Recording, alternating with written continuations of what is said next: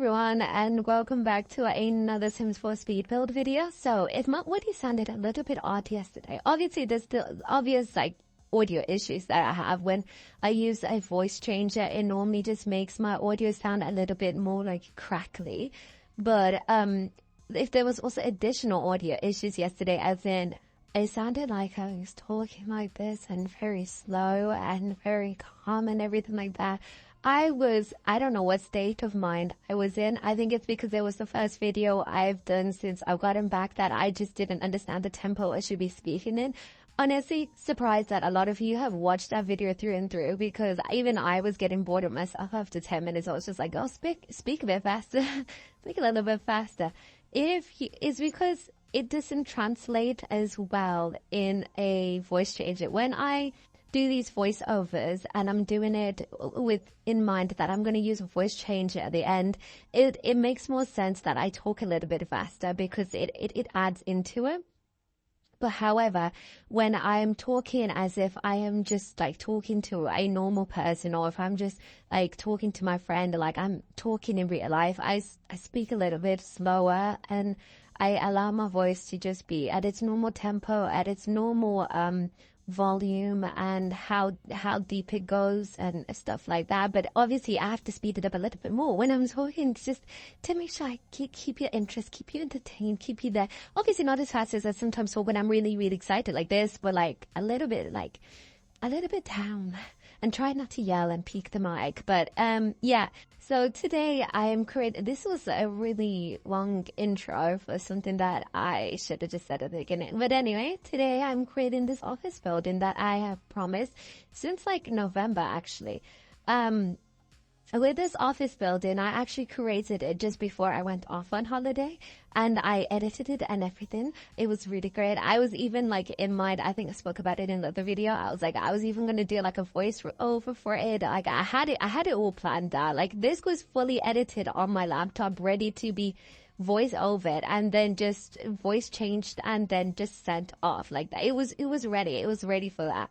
Until I realized it was Saturday and I had a plane to catch in less than 24 hours, and I was like, there is no way I'm going to be able to have any sort of coherent thought, as well as remember to upload and do all of these things. I was just like, it's not going to happen. It's not going to happen. So then I just gave up, and I was like, you know what? This is going to be a thing I do when I come back.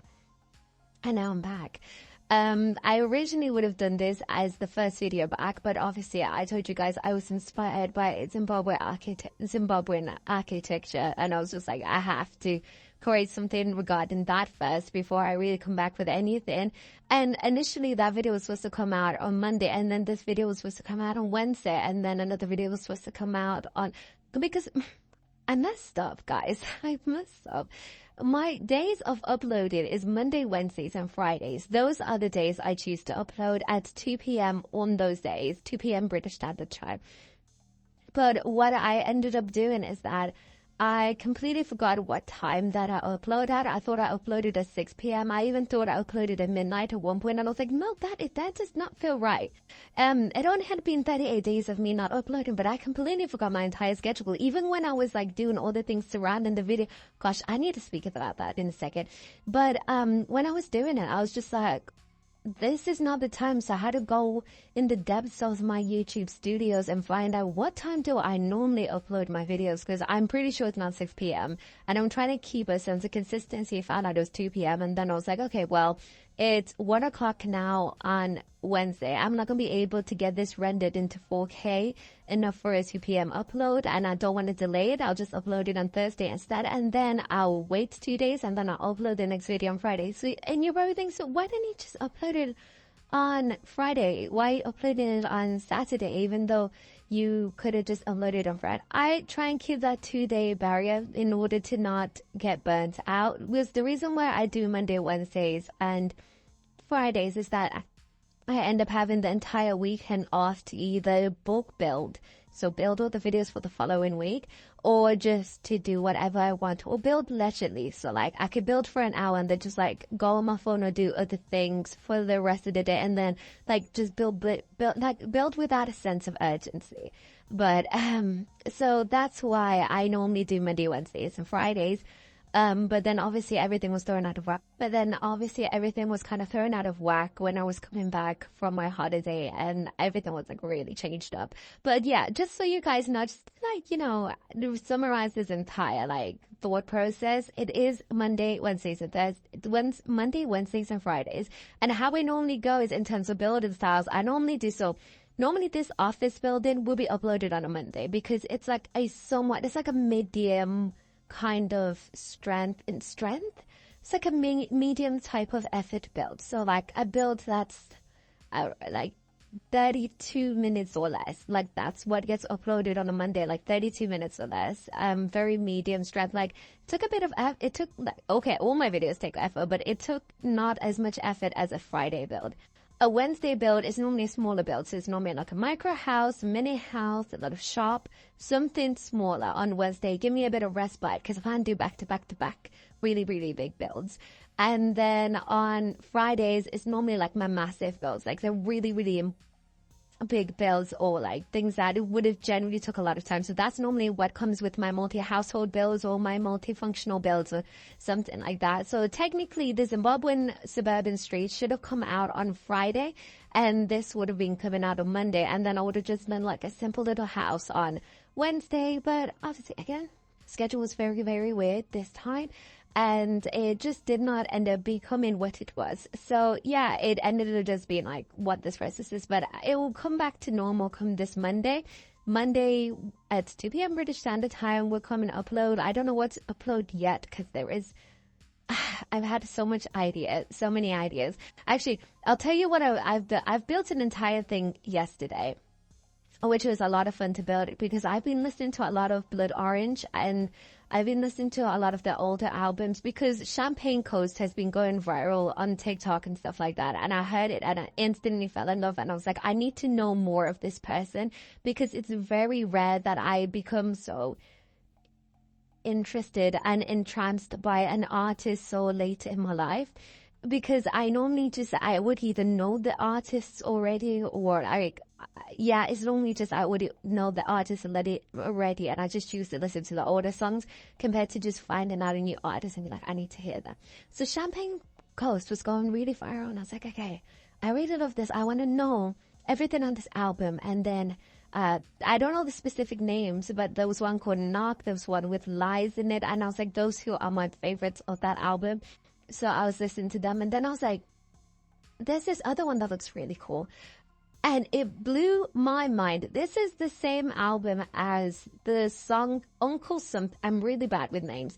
It's Uncle Something it was used for the Challengers soundtrack, and it's this song called Uncle, and it's also made by Blood Orange. So I feel like there's kind of like a similarity between the soundtrack being used from Blood Orange, and then probably people also just looked into the work and found Champagne Coast and decided to make a lot of fan edits with Champagne Coast, and basically that's probably what came about it. But I was listening to the album and I was like, this reminds me so heavily of the 70s and the 80s, and it was like the 70s and the 80s, but a revival that works. So normally a lot of people do a lot of 70s and 80s and even 90s, sometimes even 2000s, and they take inspiration, but it doesn't normally like hit the same way as it should have, like in that period. Or I'm not necessarily the biggest fan when they're trying to exactly emulate that period, like modernize it a bit, but do it with your own little spin. So that's what was happening. I was listening to it and I was like, this is the perfect kind of modernization of a inspiration of a specific time period. I was listening to it and I was like, I don't know how I've lived my entire life without knowing you. I'm so happy to have known you. It feels like honored to be able to listen to that specific album because it's just, it is such a good album. And I'm not going to say every single song hits because there's not a single album in my head that I can think of every single song hits. There's always like 1, 2, 3, sometimes even 5 songs I don't like. But the first song instantly pulled me in because it was like, I'm never gonna know, I'm never gonna die to give you up. And I was like, I love the synths, I love the leads, the subtle bass in it all, and I just loved everything. I'm a very synth person, like, so synths in like pads, like when you make synths into pads, so it's like find and spit, not in necessary, I wouldn't say chords, but I would say like just when the pads, so I don't know how to describe it because I don't know entirely on music theory. I only know little bits and pieces. So you're probably thinking EmeraldStories, you're talking out of something because it's not making sense here. I'm making every single music major cringe out there, but I know a little bit about music, and I know that when I do create my own music, because frankly enough, I know how to create music. I'm just not the biggest expert when it comes to music theory, because I just kind of played around, found out, and discovered things I like. So I discovered that I love pads, like synth pads are something, synth pads and sub basses are some of my favorite things to have within music. Like if you have a sub bass or if you have a synth pad, I love it. 808s are okay, but sub bass are really good, and I just love those two in combination with each other. And then don't get me started on having reverb effects, especially when the reverb can make it really seem like it's being played almost in a cafe or a studio. It feels like it's the thing is with Blood Orange and that specific album, it really feels like you're in a studio, you're in a lounge and you're listening to someone sing it, or you're just outside of a motel or a diner and you're listening to someone play it. But it doesn't sound like too out of it, but it sounds slightly like it really does pull you in like that. And I was just like, this is like almost every single thing I love, because I grew up on hot radio. So as I was growing up in the car, my mom and my dad would play hot radio. They play smooth now, but it does also include a lot of this similar elements in like previous stuff that hot used to play. And so I grew up with all of those like 80s, 90s, and sometimes even 70s musicians and their music. So that is nostalgia to me. Bear in mind that I have never even touched the 90s. So that is nostalgia to me. So when I listened to that album, I felt like I was creating my own sense of nostalgia. I was creating my own realm, my own feelings towards music. These were quite modern music. I think the album was made in 2020 or 2019. I'm not too sure. And I was like, I've gone off on a tangent talking about Blood Orange. Watch when some of you go and listen to their songs and they're just like, it's not that good, like you. But there is like a few songs where I never even realized, because I was thinking this artist is so small. This was even before I found out about the Challenges soundtrack. I was just like, why don't people listen? Because I was listening to this and I was like, this is such a good artist and they are so professional. They're so great. Why don't more people listen to them? Until I realized that they do. This was just some of the older songs, but some of the newer songs, you may recognize them off of TikTok, because they do trend quite a bit, specifically Charcoal Baby. That has been a very trendy song that I've witnessed myself. But yeah, also you're probably watching this video and you're like, oh, you're cutting a lot in this video. Yeah, because it's very glitchy. It's very glitchy. Again, I would love to be able to use OBS Studios, because you know how much my videos will like improve drastically if I was able to use OBS Studios. But as much as I try, I just for whatever reason cannot get OBS to function the way that it's supposed to function. It's always like lagging my game or lagging my footage. And normally I wouldn't care about laggy footage when doing speed builds, but I also do, I like my actual gameplay as I'm recording. Also, I like to do my cinematic intros and my tours, and I don't want them to lag either. So it's just, I just don't know what settings to do. I don't know. Please, if anyone, I know I say this like almost like every 2 months, and I do a plead almost like, yeah, every 2 months. But if anyone knows how to use OBS, please tell me what settings you do. And please bear in mind as well that I don't have a gaming laptop. I don't have a gaming PC. This is barely a functioning normal PC. This is just like a PC I used for university. So if anyone knows what settings I should apply to my OBS for The Sims, in order for it not to lag but also have good, like, because the quality of this of this video is really good when I use the game bar in the Microsoft, the Xbox game bar. The quality is good, the speed is good, everything is perfect. It's just, it glitches a lot in the build section. And it's literally just the build section, and it's never really it's never the cinematic intro. Sometimes it's a cinematic intro, but rarely. It's never the cinematic intro. It's mostly in the build section, and I just don't know what to do. And some lots glitch more than other lots. So like Oasis Springs has always had me on a tight grip. Like it's always had me on a chokehold because I just love the world. I'm obsessed with it. I use it quite a lot. Like if you look on my videos, you see that me and Oasis Springs are like the bestie. Like we're best friends. And then after Oasis Springs, it will probably go Brindleton Bay. And then after that, it will be, I think it's like those are the two worlds that I use a lot, but specifically Oasis Springs, I am obsessed. So, it's the fact that Oasis Springs is also like this world that gives me a lot of glitches. It hurts because I love that world so much.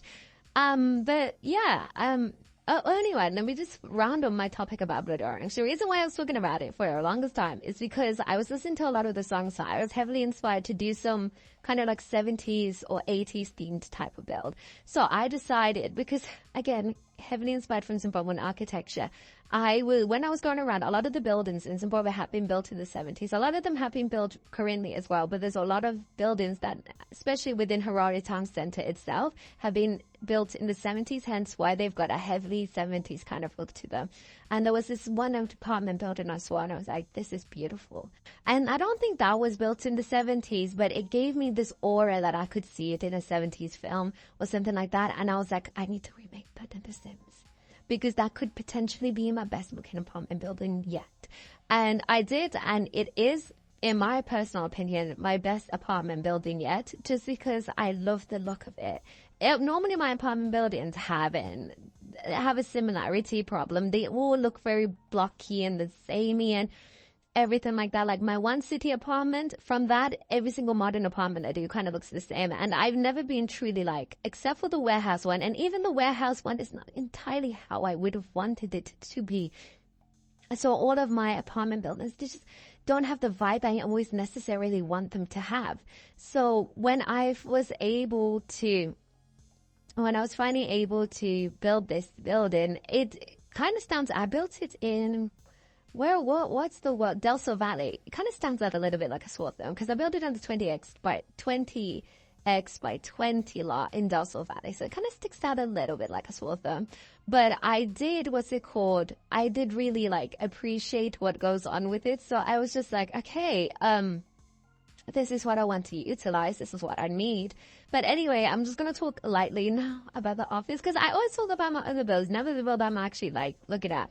But yeah, with Office, the reason why I was inspired is because there was this thing going on social media again, where there was a heavily like likeness and appreciation and admiration of Office Sirens, and I was like, I think Office Sirens are so cool. I love Office Goths, and then when with Office Sirens, I was like, this is so cool. Hence why my sim is like ultimate Office Siren. She is actually, her name is Maria Goth, so she is the granddaughter of Bella Goth, and she owns this office. Did it take a kind of early 2000s? Could it be technically part of the Britney Spears Womanizers music video? Kind of like, it's got that kind of vibe. Like I made it in the early 2000s, kind of very all the words I know how to describe interior design is leaving my head right now.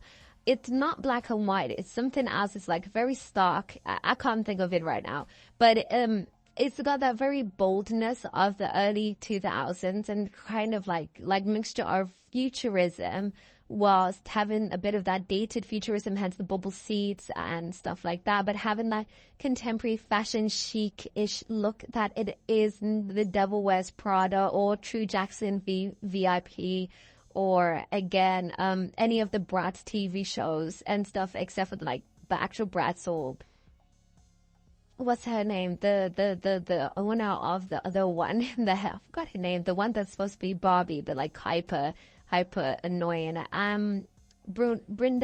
I forgot her name. Like, it's supposed to be having that early 2000s kind of vibe to it, like that ultra chic thing. And I think I pulled it off. I think I did. The outside is a little ugly. Yeah, the outside is a little ugly, but at least the inside is nice. And maybe it's just because it was sunny when I did like most of the shots, because it looks pretty at night.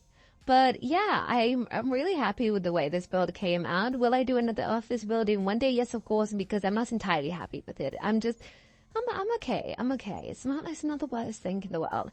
But yeah, thank you so much for watching this video. Don't forget to like and subscribe. But if you don't want to, that's also okay. I appreciate you staying this long and listening to all of my ramblings. Also, don't forget to leave a comment down below. I read all of your comments. And I'll see you guys in the next video. Goodbye.